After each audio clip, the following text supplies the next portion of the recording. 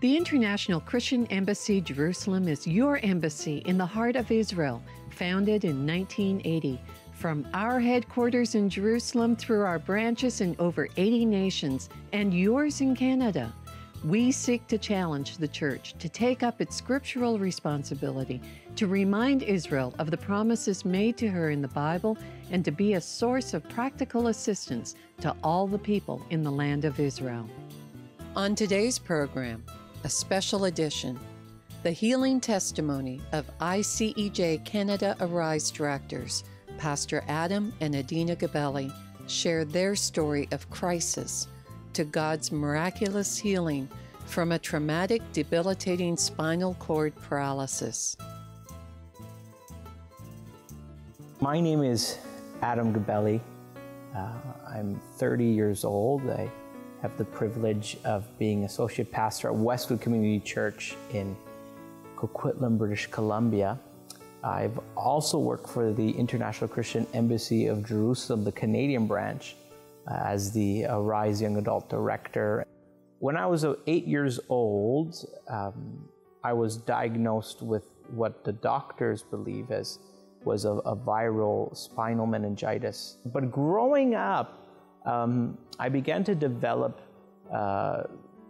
distinct pains, back pains, and so forth. I wasn't really, as a little kid, I liked sports. I'd play soccer and so forth. But then as I started to grow and get into my preteen years, teen years, and adolescent years, I discovered that I would get pain in my back easily.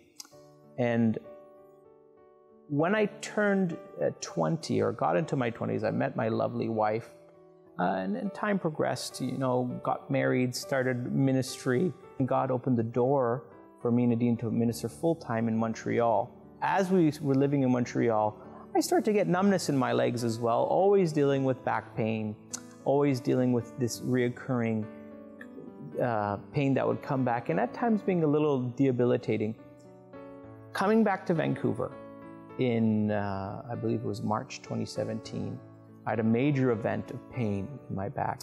The pain was so strong that March that I ended up in Eagle Ridge Hospital here in the Tri-Cities. That was the moment that the Lord taught me how to stand in authority against the attacks of the enemy. And we truly saw that episode as a real attack of the enemy, where he was wanting to, rob us of Adam's health and well-being and just stop him in his tracks with everything that he's called to do. They did checks. I was on morphine. It was quite the experience, and that alone, the Lord taught me so many things. Just God giving me dreams of what He was teaching me, even right through that experience, that the enemy was out to really take my life. And I was kind of, in all honesty, a little bit irked in my spirit, like, why is the devil not letting go of my husband? And I took a stand, really, and I said, enough. In that period as well, our two girls were going in and out of colds, and I guess it was the season in March for that, but that day I said, no, enough. Have you stolen time from us, devil, in dealing with the health in our home? And that was it. I believe there's a lot of depth to that, even in regards to the church and what God was doing in my life here in the church, but also in regards to possibly what me and my wife have been involved with in Israel and connecting the church to Israel. What ended up happening was they couldn't find anything. I was in the urology department. They thought also gained kidney stones, that maybe you're not urinating because you have to pass stones. And again, after the CT scan, they found nothing. November, I was back with the same pain. The same episode came back, and I remember stronger this time. But I said, I'm not going to the hospital because I don't want to be catheterized again. I don't want to be spending a night there and them not finding anything. I'm just going to go to my home doctor. I went to the doctor. He said, Adam, listen, we're going to send you to physio. We're going to do x-rays. So they did x-rays. They checked everything. And they came back telling me, listen, we believe you have rotoscoliosis. That's the twisting of the spine and the curvature of the spine that's causing an opening of your chest and pain in your back. So we're sending you to physiotherapy. We were getting ready for our largest Arise tour yet. We had 20 young people from across Canada getting ready to go to Israel. I had the privilege of going to Washington, D.C. To attend our International Leadership Conference for the ICEJ. And during the time of the embassy move and the 70th anniversary of the State of Israel, it was a wonderful time. But as we were prepping for that trip to go to Washington, D.C., the pain started to come back. Through the whole conference, through the whole leadership summit, and then the ACLI summit that followed, I was in excruciating pain. I remember I'd be woken up in the evening and with just racking pain in my body. I got back on a Tuesday. The next morning, we called the ambulance because the pain was just so strong. You know, up until that time, I had not had a medical ray imaging, an MRI, where they really can see everything in there. So it hadn't happened yet. And they said it was on, this was a Wednesday. They said, we're scheduling it for Saturday. And you're gonna go to the larger hospital and get this MRI done. They sent me home with very strong painkillers. But they said, listen, Mr. Gabeli, if anything happens, please come in again. If you can't void urine, if you're having trouble walking, please come in again. And I remember I walked out of the hospital with a walker. And we got home, you know, again, I slept with painkillers and so forth. But the next morning I woke up, I couldn't move my legs. This time they brought me straight to the big hospital, to RCH in New Westminster. And they moved the MRI that was supposed to be on Saturday to the Thursday, right away, an emergency one. And the fears of the doctors seemed to come to pass. They had a feeling it had something to do with my spine. And what ended up happening was I went into the MRI, and I remember that first MRI, I was praying and I was singing, I was thanking the Lord. Lord, I thank you that everything's going to be okay. And coming out of the MRI, 20 minutes later, the head emergency doctor of the whole emergency ward of RCH comes and says, Mr. Gabeli, we found something in your spinal cord. There's a growth there. Our chief neurologist is coming down to see you as soon as he can. And 20 minutes later, the head neurologist for RCH comes down, Dr. Nikolakis. I remember him very distinctly, and he said, Mr. Gabeli, we found something in your spinal cord. We don't know what it is exactly. We believe it is a cyst of some sort, and it is crushing your spinal cord at the T4, T6 level. It was posterior facing, so basically it was crushing the spinal cord from this way, so to the back. And because it had been episodical bouts of pain, they believed that possibly we can give you a strong steroid medicine to shrink or see if it would shrink, and we're going to monitor it for a few days. If not, we're going to have to get in there and remove it, because what it is doing is it was crushing my spinal cord, that everything underneath that level was becoming paralyzed. So the 3 days of treatment were to no avail. I remember when I went into hospital, I was able to move my toes just a little bit. I had some sort of abdominal muscle strength, but by the end of those 3 days, I had nothing.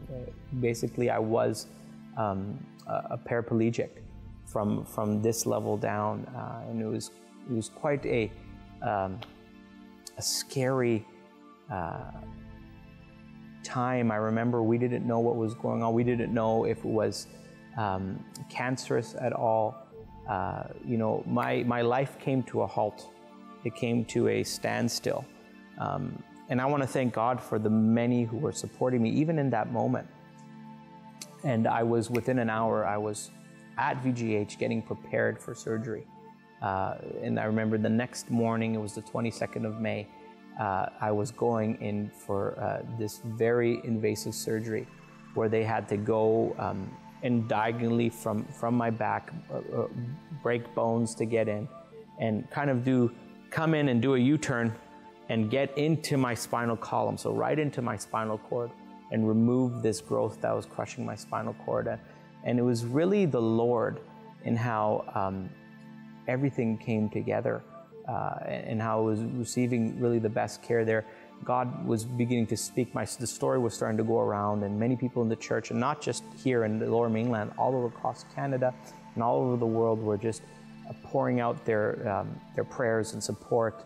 I was getting messages. My wife was getting messages. So many were helping at the time as well, by sending food and gifts and being there. So truly, it was.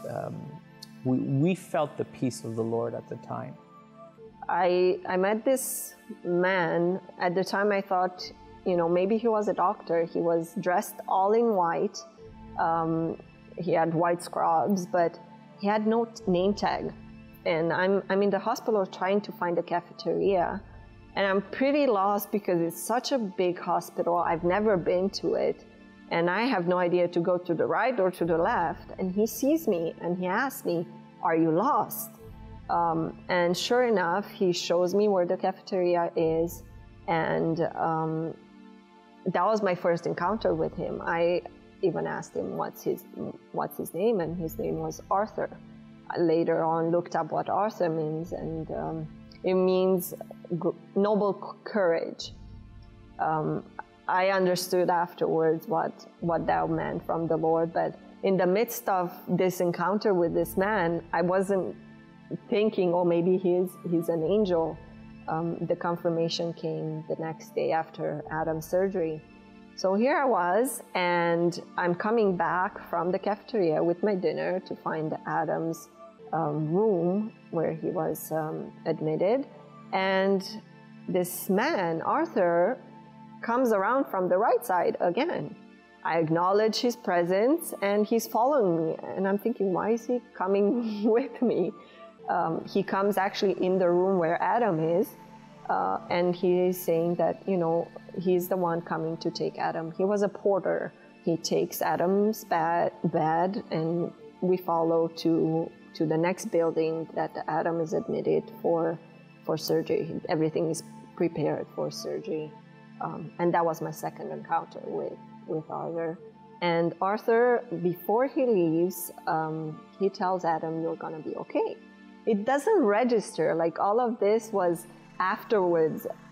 It connected. I connected the dots. When it happened, I wasn't paying attention, so to speak. And in the evening, right before I was leaving the hospital, I see Arthur again in the lobby of the hospital. This is my third time that I see him. And I didn't even say hello. I just acknowledged, and I was going to leave the hospital. But he somehow comes around to stop me in my way to ask me about the plan for Adam. And of course, I explain what the plan is. First thing in the morning, he's gonna get surgery. And then he reassures me again, Adam's gonna be okay. And I left home, and I just came, back. For me, when things get hard and worry creeps in my heart, I have a hard time sleeping. But in this time, I would put my head on the pillow, and I would fall asleep in peace and wake up in peace, which was unusual, but I know it was God's grace and the peace that surpasses all understanding. At moments I had, thoughts of, but should I feel guilty that I'm not fretting about the fact that my husband is in the hospital just about to have the hardest surgery known to mankind? In fact, days after the surgery, we met the main anesthesiologist from his OR operating room, and she said, yes, that surgery was anatomically impossible. I woke up, I remember waking up, the pain was something I couldn't explain, but still on waking up, nothing below that T6 level was moving. The doctors said, we can't guarantee that anything's going to be coming back. The doctors began to say, listen, Mr. Gabeli, you're going to have a very independent life. You're going to live well. I had full function of my arms, thank the Lord. But they said, you're going to be in a chair for the rest of your life. That's kind of what we believe. and we're going to start preparing you for that. And I remember specifically at that time having a real kind of crisis of my faith. I had a peace in my heart that the Lord was with me, that no matter what would happen, God is able. God is able to heal me, and you know, by with a hope, declaring, God, I know that I will walk again. Were there times that I was doubting it? Absolutely. But all through it, every day, there was miracles that happened. There's so much that I can go into, you know. May 22nd, after surgery, I remember walking the streets in Vancouver, 12th Street, 10th Street, around there, with my in-laws. I call them my mom and dad. They're Adam's parents, and we were just thanking God that even the surgery was a miraculous surgery, that it went well. The doctor called us that everything went well, and we were just waiting for him to wake up from surgery. And I remember I noticed the building that he was staying in, and that for me was another sign that God is with us, that he's not forsaken us through this whole time. And the name for the building, it just changed the year before, May 2017, and it's called Leon Judah Blackmore.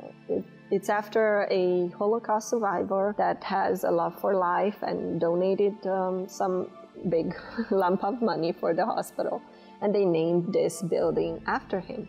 But when I saw Leon Judah, it stood up to me, and I thought, wait, Leon as in lion? As in Lion of Judah? As in the building of Judah? And it was just another confirmation that, you know, Adam's gonna be okay. Shortly thereafter, I was sent to the main rehab hospital for all of Western Canada, GF Strong. And there, I began to get rehab. I was still only had a bit of those abdominal muscles, but still everything else. I was a paraplegic in a wheelchair. And they began to prep me and do rehab and physiotherapy and occupational therapy and so forth to live life in a wheelchair, you know, learning to transfer from the wheelchair and so forth. But again, at that point, I kept on declaring, I'm walking out of this hospital. And it was amazing to see how God again provided at GF Strong, the rehab hospital, with my whole medical team, 2 of them being born-again believers, loving God, attending churches that we know. And as I would speak to them, even for them, I remember my doctor, for example, who is a believer, you know, he's saying, Adam, I believe with you, but I also have to tell you the reality. The reality is that everything that we see here means that you're probably going to be in this wheelchair for the unforeseeable future. I would ask, is there any hope of me ever walking again? They said, Mr. Gabeli, listen, you have an incomplete injury. There could be some miraculous chance, but it's not a hope that you could hang your hat on. That's what they would tell me. And I recall it was just before Father's Day. It was midweek. Many had come to visit. Many had come to, you know, just be with me, pray with me. So much support from all around the world. And I was sitting on the edge of my bed, and I received a phone call.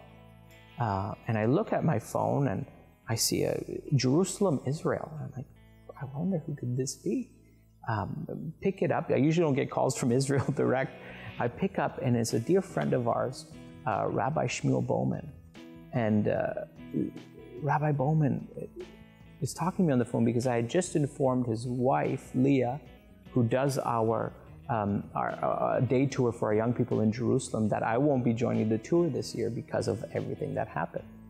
And Rabbi Shmuel on the phone, I distinctly remember saying, Adam, I just heard what happened.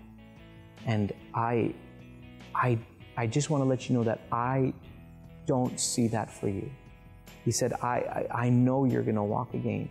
And he says, one of the first things that happened when I heard is I had this vision of us together dancing in the streets of Jerusalem. And it was at that moment, mixed together with the many other affirmations of Adam, you're going to walk again. I know God had spoken to my wife, to my parents. God even gave a dream to my daughter, Victoria. And at that moment, I had this assurance in my heart that I was going to walk again. And I knew, okay, God, if you can speak to our dear friend who's an Orthodox rabbi across the world, and speak to him that I'm going to be walking, I'm going to be dancing again, Lord, you're going to do it.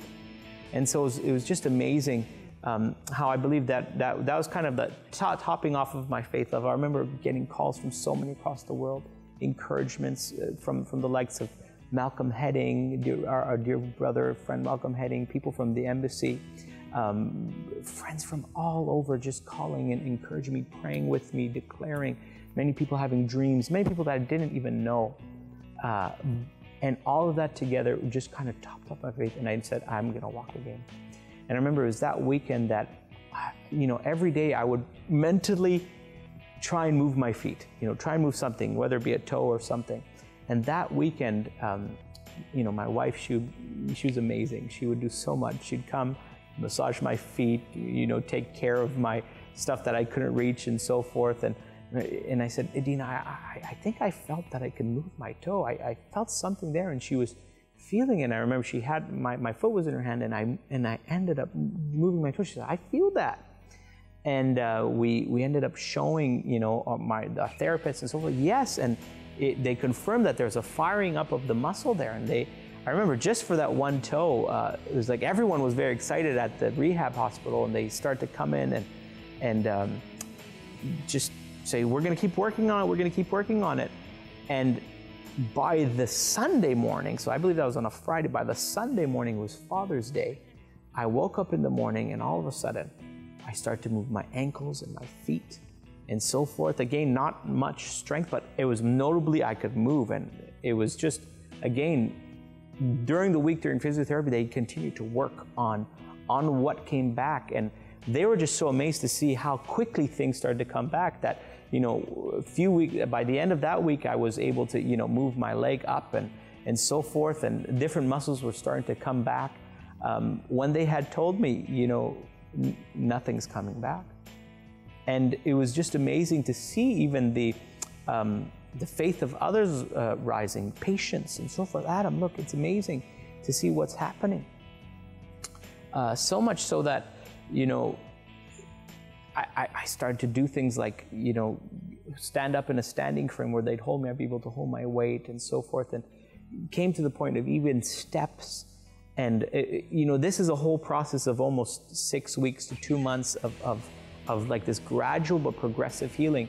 So much so that the doctor told me, he says, I've never seen, yes, I've seen people with an ASIA-B recover, but never this quickly. He says, it's never been this quick. This is the first time we've ever seen in this time a bounce back, a recovery of all those muscles. So by God's grace, on August the 2nd, after being in the hospital for almost 2.5 months, my wife would correct me, I know she would, I walked out of the hospital. And it was actually a week earlier than what they had predicted me to be discharged in a wheelchair. So much so, we were getting ready to buy a wheelchair to move our home because it was not accessible. I was able to come back to my house, to come back to my church, to walk up on the podium and preach on a Sunday. And it was just amazing how God used this experience to lift the faith of not just myself, my wife, my children, my parents, but our church and many, many people. And all I can say is that all the glory belongs to Yeshua. All the glory belongs to Jesus. It is because of faith in His name that I'm walking today. And I truly can say that He is the same yesterday, today, and forever. I'm almost totally back to normal. Slowly but surely, I still have a little bit of numbness in my legs, but the doctors look at the trajectory of this healing and they say, listen, Mr. Gabeli, you're going to be back to normal before you know it. So much so they've cleared me to travel. I'll be able to attend the Feast of Tabernacles this year in Jerusalem. And I just want to give God praise and thank Him for so many, the ones who have prayed, the ones who have been part of my life. And even especially my wife, more than anything. You know, the Lord brought me a wonderful woman of God to stand with me, my wonderful children, and my dear parents and in-laws and so forth. So just giving God the praise, thanking Him, you know, it is all because of Yeshua. It's all because of Jesus. So praise God.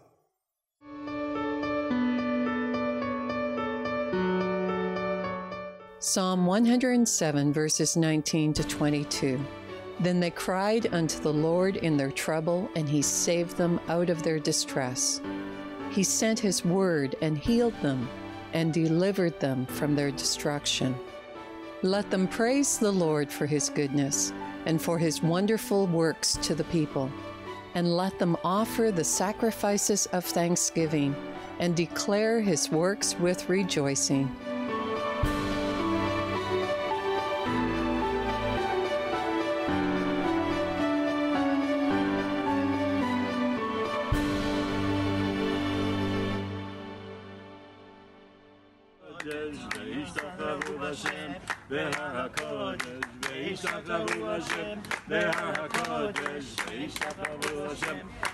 Everybody. Yerushalayim, Yerushalayim, Yerushalayim, Yerushalayim,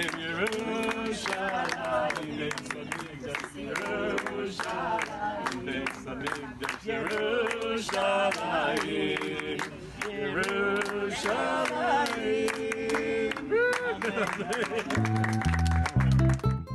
Thank you for joining us today, and be sure to visit our website at www.icejcanada.tv or call us at 1-866-324-9133. And for our Canadian residents, you can ask for your free Canada Israel pin. Through your contribution, you can participate by giving to ICEJ Canada, to the Haifa Home for Holocaust Survivors, Women at Risk Red Carpet Project, Operation Life Shield Bomb-Proof Shelters, Shoulder to Shoulder Alias Support, School for the Deaf, Beit Singer Children's Home, Israel in Crisis, Beit Rachel Strauss Inclusive Community, Magan David Adam Emergency Services, Christian Friends of Yad Vashem, Scholarships for Canadian young adults to experience Israel, Educational Fund, ICEJ Communication Media Fund, Gift, Estate, Securities Funds.